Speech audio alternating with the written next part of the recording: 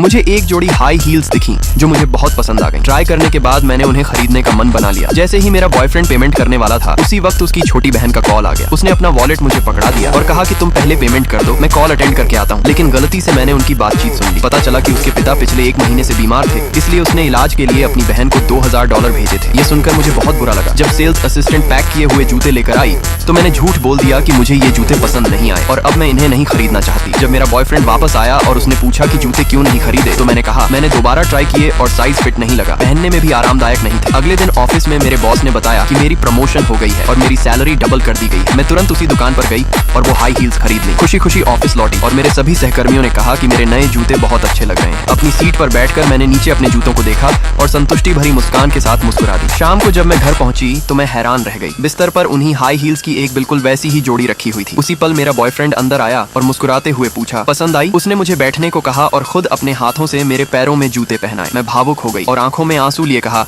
कि आज मैं तुम्हारे लिए खाना बनाऊंगी। लेकिन खाना खाते वक्त मैंने अचानक उससे कहा काम की वजह से मुझे दूसरे शहर ट्रांसफर होना है और मैं कल ही जा रही हूँ। मेरा बॉयफ्रेंड एक शब्द भी नहीं बोला। रात को जब मैं सामान पैक कर रही थी उसने मुझसे पूछा कि क्या मैं रुक सकती हूँ, लेकिन मैंने जाने की जिद की और वो बेबस सा दिखने लगा। कुछ देर बाद मैंने वो हाई हील्स उसे वापस लौटा दी। वो बहुत दुखी हो गया, लेकिन मैंने जूते वहीं रखे और चुपचाप अपने कमरे में जाकर छुप छुप कर रोने लगी। अगले दिन मेरा बॉयफ्रेंड मुझे एयरपोर्ट छोड़ने आया। वहाँ मैंने सीधे उससे कहा मैं ब्रेकअप चाहती हूँ। उसने ज्यादा कुछ नहीं कहा, बस शांति से हामी भर दी।